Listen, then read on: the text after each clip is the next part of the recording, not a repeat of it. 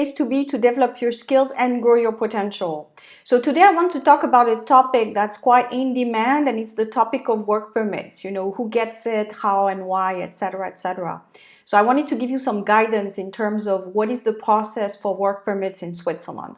So the first thing is really to determine, you know, where do you sit right now, in which country, and what are your opportunities basically. So there's really two categories in Switzerland. Either you're from Europe and then the process is a little bit lighter, or you're from another country. So let's say you're in Asia or in the United States, etc. Then it's a completely different process. So I would say if you're in Europe right now, the process is a little bit easier. If you're part of the countries that are listed, I will put the link below so you can make sure you're listed in the countries where you can get a work permit. So now some people have asked me questions such as, well, my mother has a European Union citizenship. Is that good enough? Well, unfortunately, it's basically based on you. What is your citizenship? So whether you have a dad or mom or a relative that's from European Union doesn't really matter. It's really you and what you hold. So some people have what I call double nationality, so that could work. So if you have a US plus a European citizenship, it works. But if you have a mother or dad that is European Union, but you're from US, let's say, it's not going to help you, unfortunately. So you just have to make sure you have the European nationality. And if you don't, then you fall in the category of non-EU. So to finish with EU, basically, so you need to make sure you hold the nationality from Europe that's part of the countries listed in the link I will post below. And if that's the case, make sure you state it in your resume so that the employer knows and is aware that they can get a permit for you. So that's number one. Number two, make sure that you understand also that there's a process.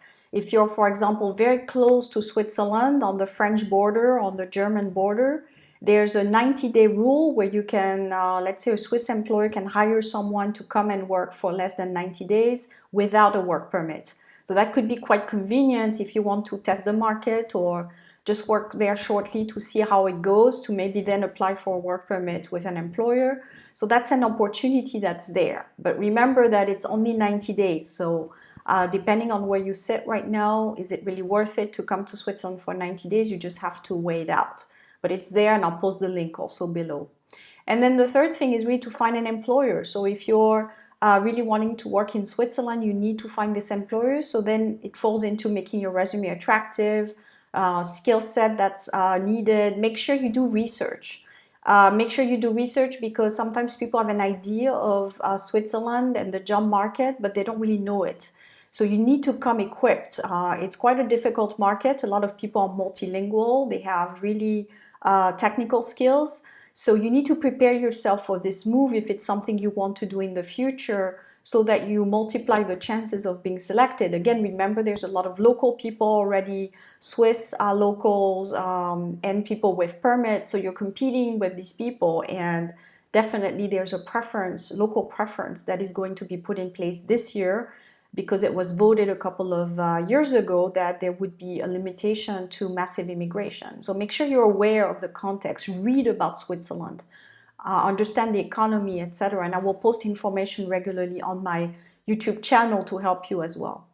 So that's for EU nationals. Now for non-EU nationals, the situation is a little bit different.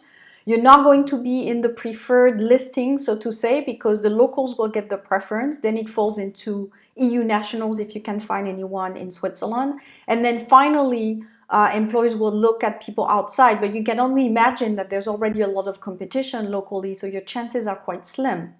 If you're already in Switzerland, let's say you live with a partner, but you have a non-EU nationality, then you just have to become creative in terms of bringing value so that you get this first chance.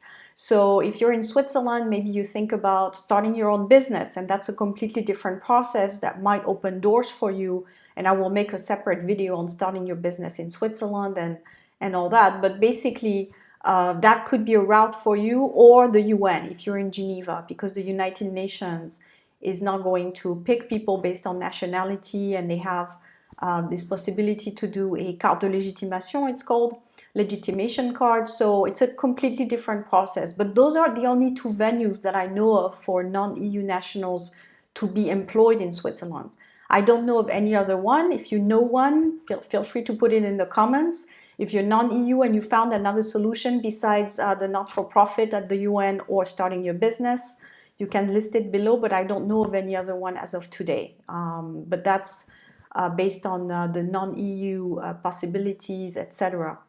There's another one for students where they get the potential to work after their studies, but it's very short time. And my experience is that usually it's very limited and it's not really an employment, so to say. It's more maybe working as an intern for free for a couple of months or something like that. So I don't consider that really a huge opportunity in terms of staying in Switzerland in a job.